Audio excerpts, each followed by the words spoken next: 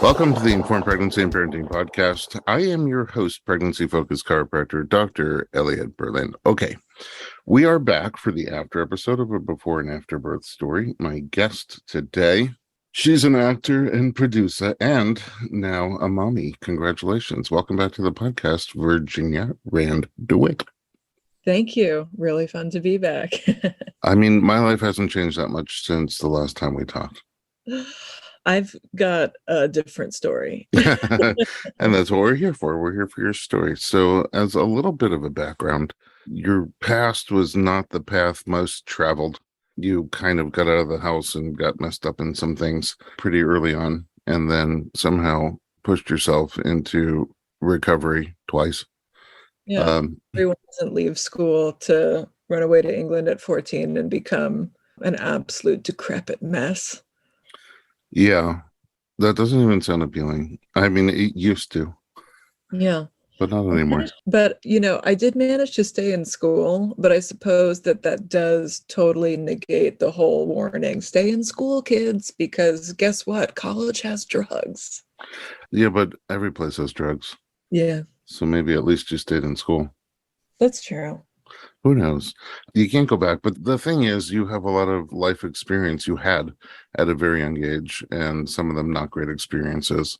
And you're still young, and you made a baby, and that's an intense process. And one wonders if those previous life experiences come up at all during the intensity of your transition to motherhood. But we'll get there.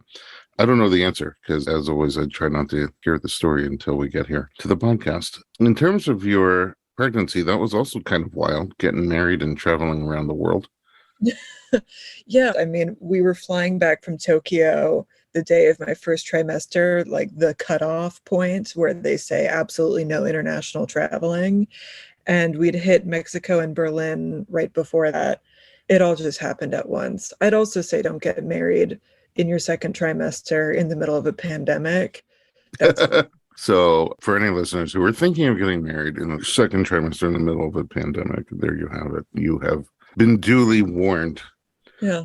Would you say not to do that because you're uncomfortable, because there's a lot going on, because, I don't know, people can't come? People can't come. It was stressful. If I could go back and redo certain things, a lot of people can be butthurt at us for a while, but we're really happy now. It'll be 6 weeks tomorrow. And so far, it's been pretty good. Good. Because we're used to being kind of tired and uncomfortable and persevering through, but we've also managed to prioritize sleep, so it hasn't been completely miserable. My baby's 18 years old and I still can't figure out how to prioritize sleep. That's true. I did talk to a parent who was like, yeah, talk to me in 5 years. All right, so let's go back to the plan and see how things turned out. The plan was you don't love hospitals. I think the way you said it is you really wanted to feel things, intensity. You wanted to feel labor, but you also said, ask me when I'm in labor if that's the case still. And you planned to give birth at home with midwives, but you also had a plan for giving birth at the hospital with an obstetrician if you decided that you wanted or needed that. That is all I know. Yeah, well, I was so determined to give birth at home, and everyone was like, you've got this, you're in great shape, you've been preparing for this. Even the OB-GYN was like that. So I pre-registered at the hospital, but I didn't even pack a bag. Oh. Everything went the way we didn't expect it to. I don't want to alarm people who are planning natural birth. Go for it. What happened to me is not going to happen to you. It was so weird that a midwife been working since 1972 was like, well, that was bizarre. I haven't seen that before. Well, at least you got to make her day interesting. Yeah, she was like, if you ever figure that out and get an MRI, like, please let me know. Okay, so let's start at the beginning. Did labor start on its own? Labor started on its own 6 days early. I had climbed a bunch of stairs. If you live in Silver Lake, there's all these random staircases around. I'd been hoping to go into labor a little bit early. I just had that feeling. Also, I was almost 10 pounds as a baby, and I didn't want to reap that karma. So stairs on purpose for exercise or just stairs to get around? for exercise. Okay. Yeah, it was nice. Like we went on a little walk at night with my husband and we chatted and we went home and we turned on Escape from New York, the John Carpenter dystopian movie from the 1980s. And exactly what I told him wouldn't happen. I'd been saying for months, sweetie, it's not like in the movies. My water's not going to break super randomly in the middle of the movie. The couch got covered in amniotic fluid. Oh, wow. My water broke, no contractions. Where is this in relation to your due date? This is the week before. This is exactly 39 weeks. Okay, so 39 weeks, you are climbing stairs. Again, is that for exercise or is that to try to get things rolling? A little bit of both. Okay. Are you doing other things to try to get things rolling? I've been eating dates. I got a little acupuncture. I did stuff that they said wouldn't cause labor if I wasn't already in the zone, ripe for it. So nothing crazy, all the old wives' tale stuff. But I do think that being active does help because they say first-time moms never go into labor early. But I know quite a few who did. My totally uneducated opinion is that they stayed super active right till the end. Mm. Okay, so your water breaks, boom, in the middle of the movie, gives your couch a little bath. Yeah. It's 9:30 at night. I call the midwives. They say, you're miles away. Try to get some sleep. Wait, physically miles away from them or miles away from giving birth? Oh, miles away from giving birth. Okay. And they really try to make sure that I haven't peed myself. They're like, how much is there? Like, how much on the floor? And my husband had been running around after me trying to clean it up. So I was like, well, I don't know. And she asked me, well, what does it smell like? And in my head, I thought, it smells like semen. Oh. It absolutely smells like what's ended up on the bed sheets. And for some reason, I got pious and said, oh, I don't know. It doesn't really smell like anything. And she's like, well, amniotic fluid smells like semen. Well, did you tell her you were lying? I told her I was lying, and she was like, why did you lie to me? As if she wasn't about to be like elbow deep in fixing my cervix 7 hours later. I don't know why I decided to choose that moment to get pious. I don't know. It's weird. Yeah. And also, I never heard that before, and I've been doing this for a long time. I didn't know that either. Like, I got shy, and I didn't want to say it. It smells like spunk, Shelley. Turns out that was exactly the answer she was looking for. So she tells us to go to sleep or I'm going to have a rough time. And I tell my husband, like, you've got to sleep. He's like, I'm not going to be able to sleep. I was like, you'd better. One of us has to. It's not going to be me. Thank God he falls asleep. And a couple hours after my water breaks, I start feeling contractions. And I was like, okay, cool. The famous contractions. Here we go. They're happening. They're happening really quickly after that. And I'd read every story in the Ina May books. I'd watched all of these things on YouTube. And I thought I had a pretty good idea about what early labor was going to be like. And everything I read or saw told me that it didn't go 0 to 60 really fast. And so I went from having totally cool, painless contractions to pretty sudden pain in my back and my hip joints. Okay, hold on. Slow down for just a second. Painless contraction. Describe what that feels like. The little pressure in your uterus, that rush of energy kind of like going from one end of your belly to another. When you're not pregnant, do you get period cramps? Yeah. Is there a relationship in what you were feeling? Yeah, I'd say so. It probably feels a bit more magical and wild than period cramps, but it's the same ballpark. Magical and wild. So those painless cramps all of a sudden you said into really intense pain in your back and hip joints. Which part of the hip joint? In the front, the sides, the back, or all of it? All of it, probably mostly focused on the front. 6 weeks later, I still have some pain in my left hip.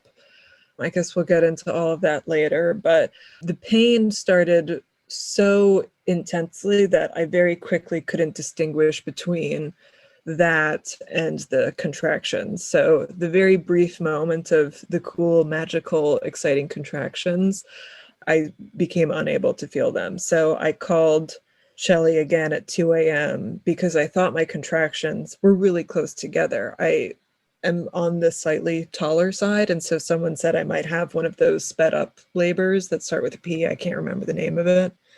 Oh, precipitous labor. I thought I was having one of those. So I called her again because, I've never experienced this before. I assumed, okay, well, it's painful. It's painful kind of quickly, but labor is meant to be painful. So this just must be part of labor. Hmm. Where are you at this time? It's like 2 o'clock in the morning. I can't get through labor quietly. So I've left my husband sleeping because I really want him to sleep. And I've just gone out into the living room to try to just labor by myself. Huh.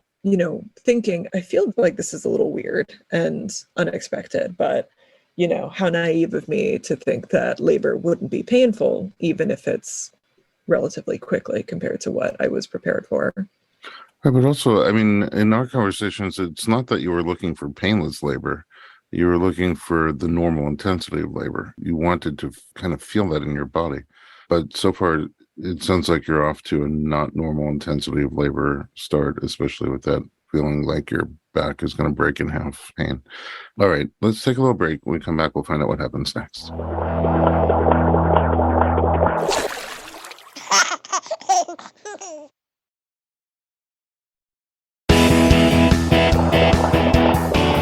Guess what? We're back with Virginia. Okay. Wow, your labor starts just as you described it would never happen, 1 week before your due date, with a giant gush of water breaking on your sofa. And then magical, painless cramps all of a sudden become very, very, very intense in a short period of time in your back and in your hips. So it's around 2:30 in the morning and you call your midwife back. How does that conversation go? She basically walks me through exactly what I'm feeling and lets me know that the pain in my back are not contractions, and my contractions that are actually happening are not close together, that I'm still very far away from dilation. They don't come until true contractions are 3 minutes apart. So again, try to go to sleep, get some rest. She stayed on the phone with me for like half an hour trying to figure out what was going on. And eventually the conclusion was we just have to keep waiting. So I waited a few more hours, and by some bizarre alignment of the way things worked out, my mother's flight had been booked for that day. It's now Monday morning, 39 weeks plus 1 day, and her flight had been booked for that day for like 2 months. So I knew she would be at the airport on the East Coast, Boston Logan, since there are no direct flights from Rhode Island. And I called her and said, I went into labor last night. So by the time you land, I don't really know where we're going to be. It was great news for her because her main concern was that she'd land in LA and we'd all just be staring at each other with our thumbs up our asses for 3 weeks. So she got her wish, but she stayed on the phone with me for a little bit. I ended up having to get off the phone with her because the gate announcer at Boston Logan was taking her job really seriously. And the last thing I wanted to hear was a woman screaming through an intercom across the continental US. The calming sounds of labor and delivery. Yeah. Okay. So are there things that you try to do to get more comfortable? So you're not usually supposed to get in the bath after your water breaks, but Shelly had told me I can do that because it was so weird how uncomfortable I was so quickly. I tried stretching, I tried breathing, I turned on 30 Rock for some comic relief, and it was just getting worse and worse and worse. So around 5:30, I decided to call my doctor's office. It just so happened that my OB-GYN was the one on call, and he sounded worried. I was like, my water broke at 9:30. It's 5 a.m. and I'm already in horrible amounts of pain. And he was like, that's weird. You should either come in or you need to get the midwives over right now. And so I called Shelly and Shawnee, and they could just hear in my voice like something was bizarre. So they came over way earlier than they usually do for labor. You And is know, this the backup doctor that generally works together with them?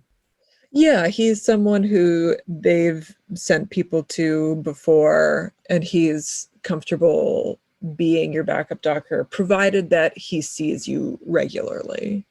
And During the pregnancy? So like co-care. yeah, as if you were his patient. And he's so sweet and lovely that I'm really glad that I did see him throughout the pregnancy. Okay, so what happens when they come over? Is your husband awake yet? Yeah, I think he wakes up around the time that I call the midwives after I've called the hospital. He wakes up naturally because I end up back in our bedroom laboring in more and more pain. So they come over and they sit on the bed with me and they check my cervix, and I'm only 1 centimeter dilated. And I didn't know this could happen, but even though the baby was in a totally great position, my cervix was not. So, Meaning what? so the baby's head was down by my crotch and my cervix was like above the baby's head. Oh, wow. I didn't know that could happen. That's a So, visual. yeah. So, first things first, Shelly reached up, grabbed my cervix, and pulled it down to be beneath the baby's head. That does not sound comfortable. It was a bummer, but I would go through having my cervix repositioned all day rather than have to go through back labor again. Did that help at all ease up the back labor? I think that it took some of the relief out of my back, but everything was still in my hips, I see.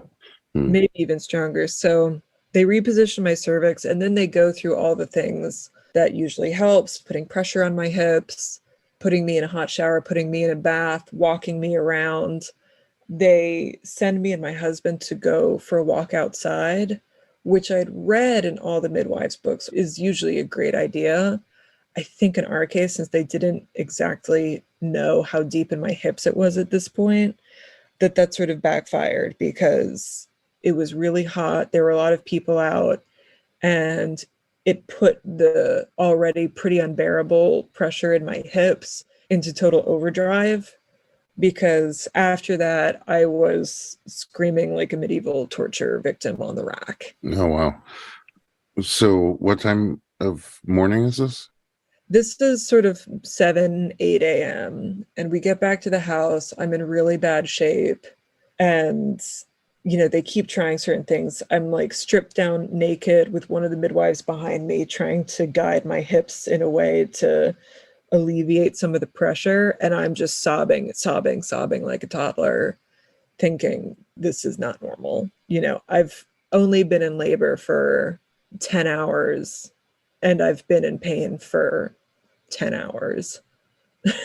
And you're maybe 1 centimeter. And I'm maybe 1 centimeter. I think by the time I left to go to the hospital, because spoiler alert, that's where I ended up, I was about 3 centimeters. They told me that. I was like, we're phoning it in. This is crazy. This has been crazy from the beginning, but I really wanted to give it a shot. I mean, I had a feeling in the middle of the night when things were going so weird and so painful so fast, but I really wanted to try. But as we were talking about, I eventually just felt like, I wanted to experience what labor felt like.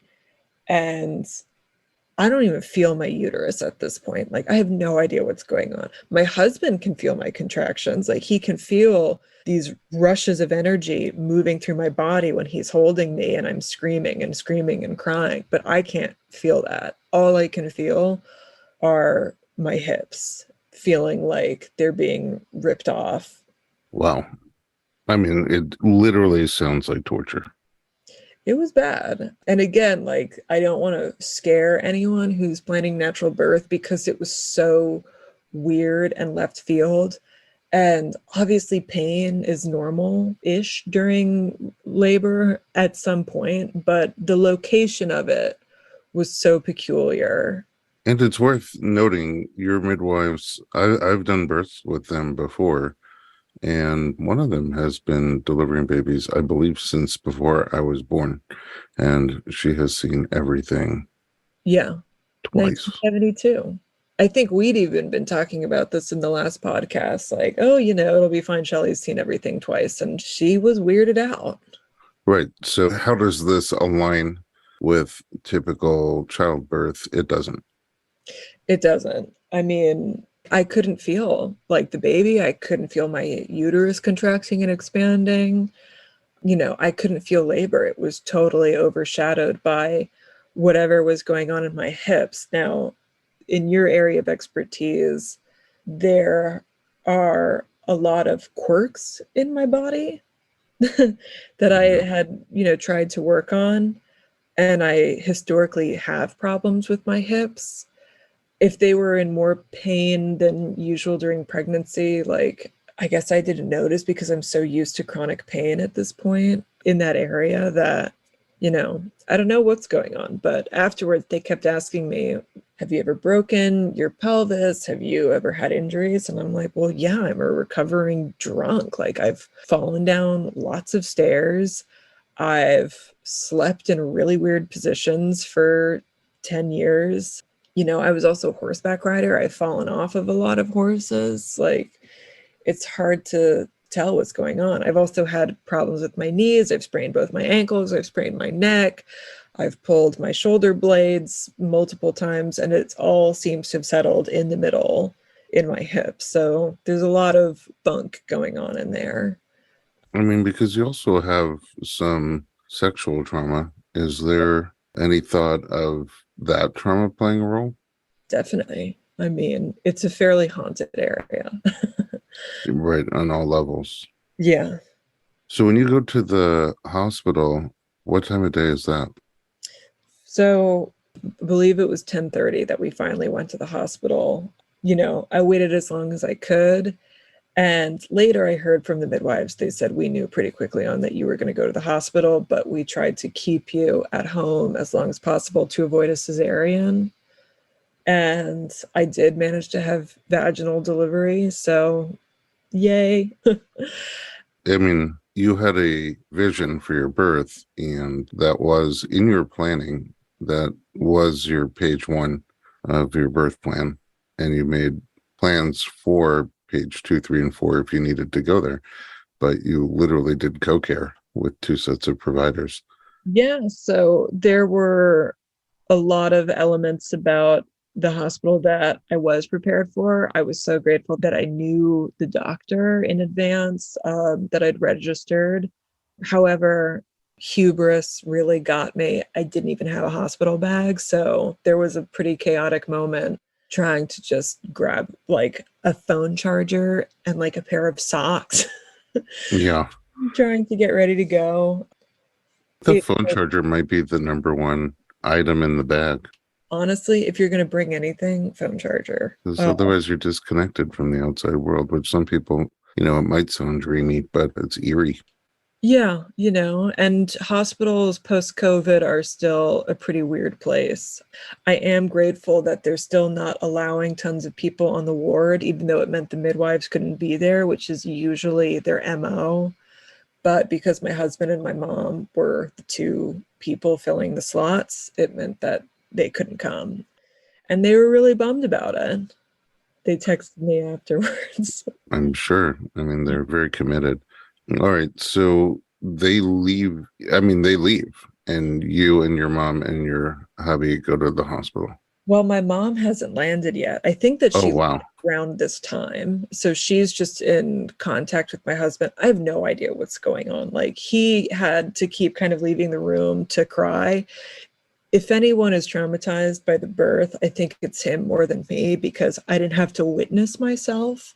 And if I had to witness my partner in that much pain, I think I would be pretty chilled to the bone. And I was saying such crazy shit in the midst of it that I'd be kind of looking at myself thinking, you need to dial it in. Like, you sound horrifying. I was like, oh God, help me. Somebody please help me. I'm in so much pain. Help me, help me. Oh, And I couldn't stop. I couldn't stop screaming, help me. And that's how it was through the hospital ward. where labor and delivery is not the only department, and there are all these people with their children Boy, watching me being wheeled down the hall. We're in LA. It was kind of that like iconic classic movie, literally what it sounds like. like the exact thing that I said wouldn't happen. Yeah. Yeah, it sounds like, okay, cut. We're going to do another take. Oh, completely. Like we rolled up to Good Samaritan. I'd been in the front seat of the car screaming in pain. And there was a bit of a reprieve as we pull up to the valet. And my husband jumps out. His shirt's on inside out. He's sweating. He's been crying. It's August in LA, now close to the middle of the day. And he's like, "Is this labor and delivery?" And all of a sudden, from the inside of the car, you can just hear me screaming wildly in pain. And I think that the valet did have to laugh a little bit. It did, What a scene. because it was so classic. And so they get me into a wheelchair. They get me up to the 8th floor with labor and delivery after scaring all these people in the other parts of the hospital. I mean, I could not keep it together. And I kept thinking, you're here. You're getting an epidural. Surely some placebo effect has got to kick in, and you're going to hold it together through the next round of pain. Because while I couldn't feel the contractions in the normal sense, like they were putting pressure on the hips. So I was getting these waves of more intense pain versus less intense pain. Well, hopefully you're only minutes away from some relief. Hopefully. Let's take a little break and we'll find out the rest of this story.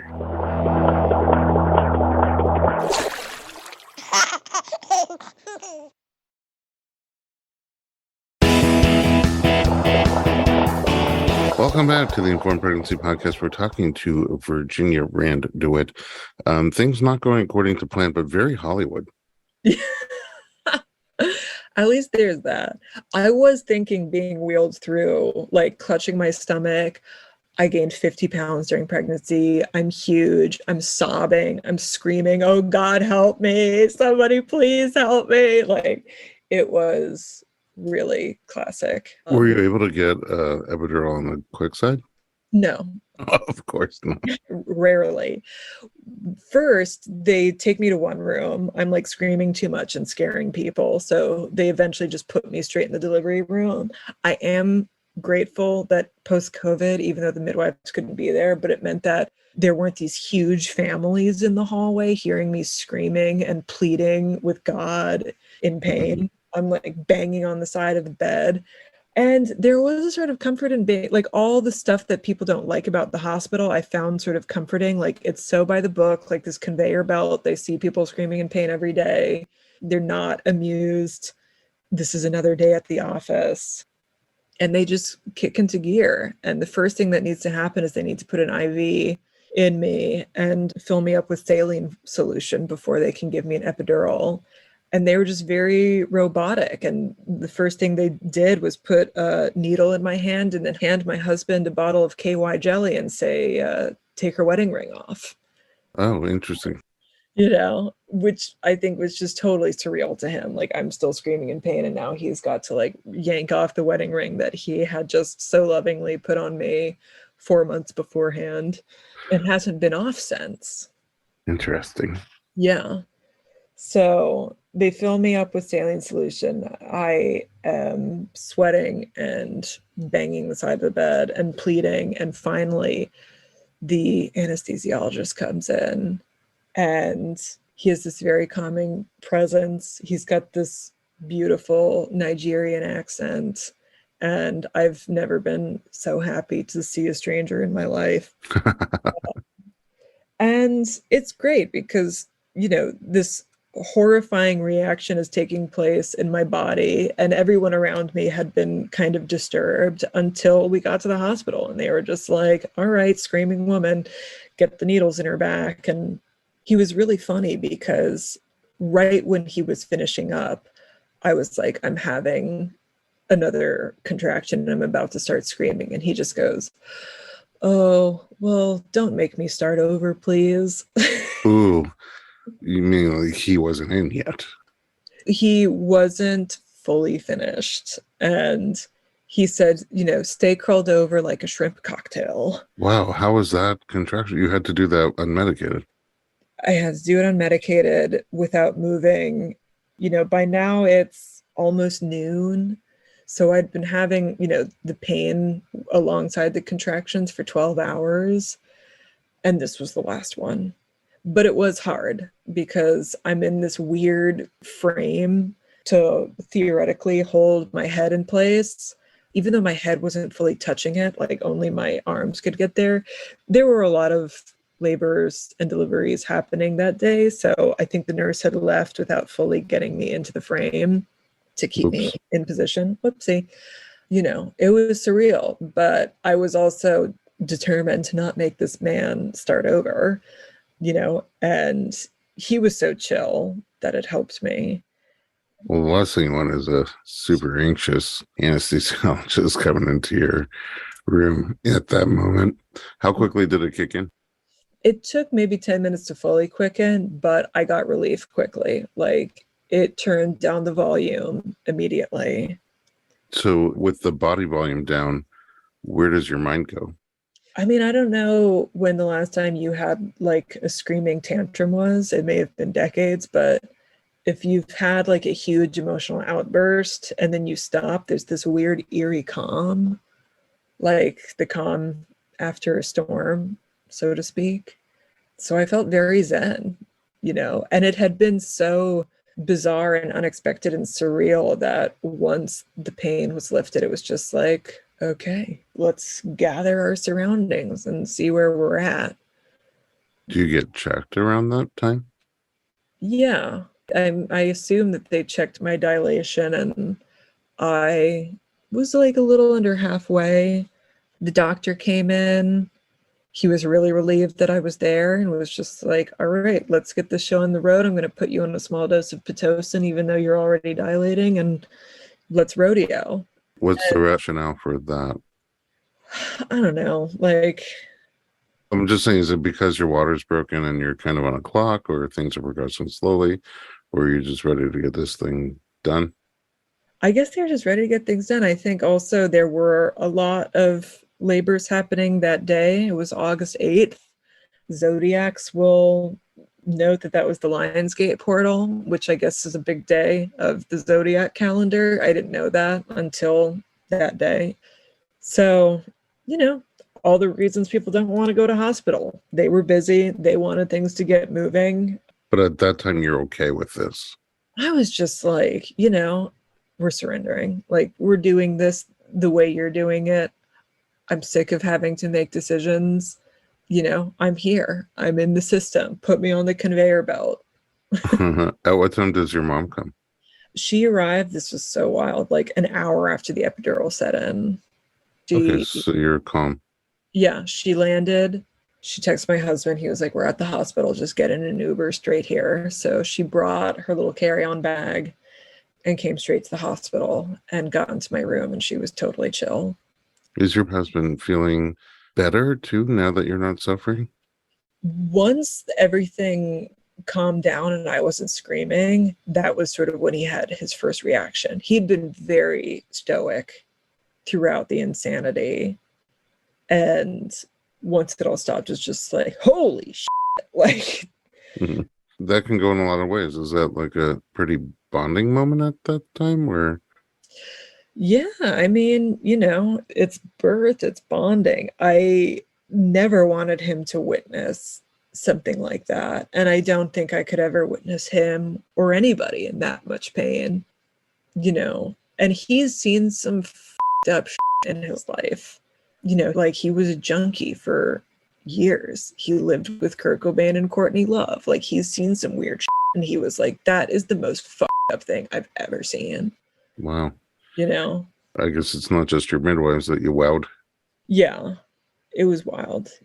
He's had overdoses, he's witnessed overdoses, and I've witnessed an overdose. It's horrifying, but that sort of pain was really inhuman and ungodly. And I think what was nice, well, not nice about it, but I did try to keep in perspective, like, thank God I'm doing this in 2022 and not 1822. Like, if this were happening 200 years ago, I would think, God hates me. I'm being ripped out from the inside by demons, and this is a fate worse than death.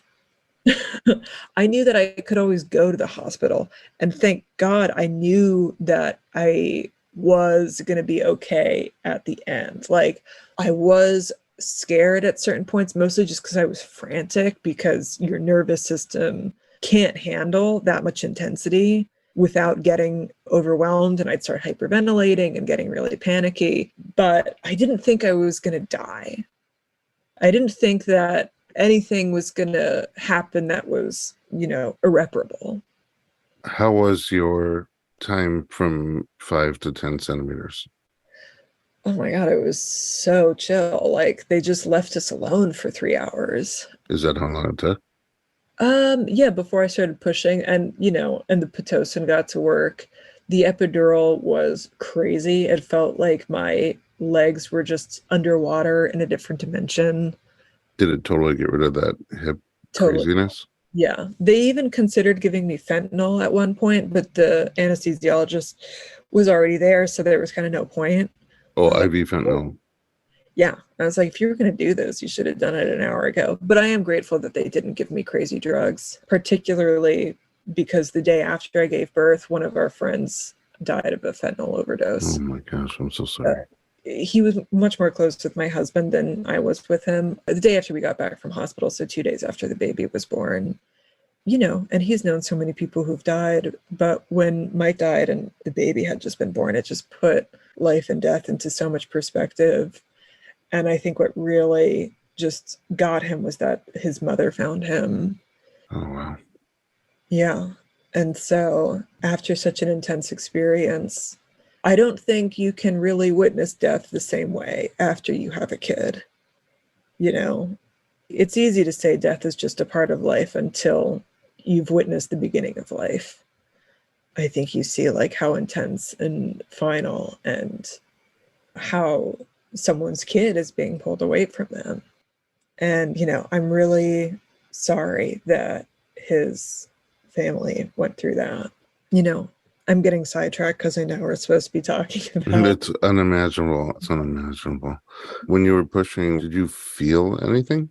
Yeah, I was able to feel enough, and I'd felt so calm by then. And, you'd asked about a bonding moment, but, my mom got here, and so she and my husband and I just hung out for 3 hours. And basically, like, no one bothered us. And we were on the 8th floor, and it was a pretty day, and the hospital room had hardwood floors, and the sun was out streaming through the windows. And so it wasn't so bad. How long did you push for? Like 45 minutes. It was just typical, right? It's not bad. Yeah. It was very, the reason people hate hospitals, and I found it very comforting. Like, the nurse could not have been more blasé telling me that I was 10 centimeters. I was like, oh, wow. Like, so am I ready to push? And she kind of pulled off her glove and sighed and was like, yeah, Oh, so congratulations. Thank you. 6 weeks later, how has the recovery been on all the different levels? Physical, emotional, psychological? I mean, after, sort of a dramatic labor, like, it's been really chill. We've been able to prioritize sleep. My mom stayed for the first 4 weeks and was super happy to take the screaming infant at 1 o'clock in the morning. This is her first grandchild. So she did a lot for us. And she was really sad to go back to the East Coast. She cried a lot. I'll be coming back soon.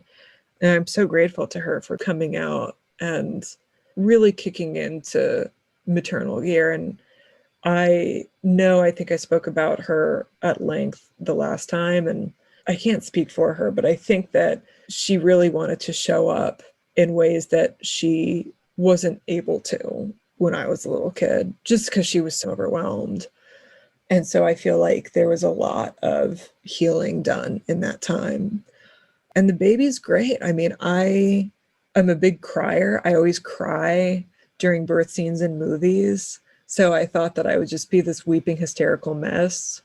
And maybe because I'd been awake for so long because the baby was born, but also I was just so surprised when I saw him. I mean, obviously I was emotional, but when he finally popped out and I saw him and he was all pink and chubby and just staring at me and he was breathing without crying, like looking at me and breathing like these heavy, ragged breaths, I was like, oh my goodness, who are you? Oh, well, that's amazing that at least on the other side, you got the picture you were hoping for.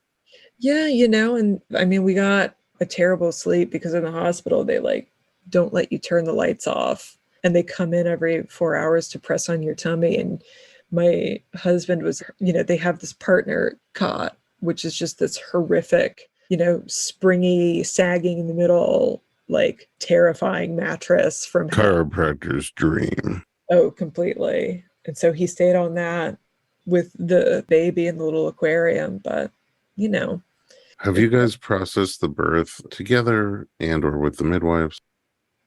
yeah, so the midwives stay in our lives so I'll be 6 weeks in a couple of days. And so they've been taking care of us and seeing us every 2 weeks. So our last visit with them is on Tuesday. And I'm seeing the doctor for a follow-up, but the midwives have a lot more hands-on care. So they walked me through latching on for breastfeeding and weighing me and weighing the baby. And I was able to text them for all the funny things that happened in the first couple of weeks. And so they stayed in a lot of contact, which is, a great reason to have midwives, even if you do end up in the hospital, because I don't know if I said this earlier, but if my story can help anyone who is considering a natural birth, it's just that things can go super incredibly sideways and you're going to be okay. And the midwives are still going to be there and they're still going to help, Flexibility is pretty important. Yeah, and like I don't really have regret. Like I thought that I would be more bummed and everyone was worried that I'd be bummed because I was so determined. And honestly, I probably could have phoned it in earlier when things were going so bananas during the labor. I probably could have gone to the hospital earlier. So, I really tried. But we also said, I think that our families were really happy that I ended up going to hospital, especially since things got so weird so fast. But we said if things look bizarre, like we'll go and not try to be martyrs. I may have tried to be a martyr for for a little bit, an hour or two before I was done. Well, you're an amazing human. And I have so much curiosity still. Maybe, I don't even know. I think maybe it'll be 6 months down the road or more before your mind and body get a full chance to sort of process. And maybe we'll never know why things went sideways so quickly and so interestingly. Or maybe we will find clues. Who knows? I'm along for the ride as long as I'm welcome. My one question is, with what you know now, what you've experienced and what you know now, if you were going to have another baby in the not too distant future, do you have thoughts on how you would plan for that birth?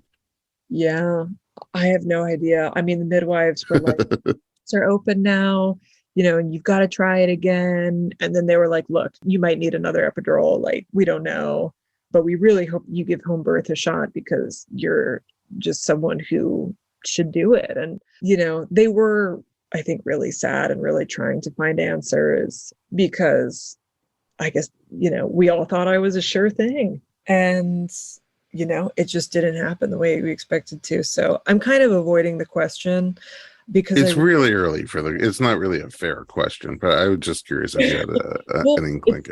It's a very obvious question, though. I mean, it's the whole point of this podcast. It was the first thing that the midwives wanted to talk about.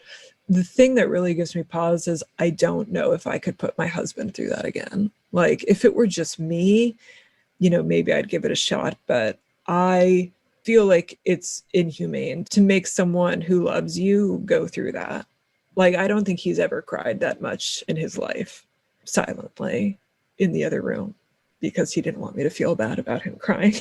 Wow. But I don't know if I could mentally handle watching someone go through that. So I have everlasting love and respect for him anyway.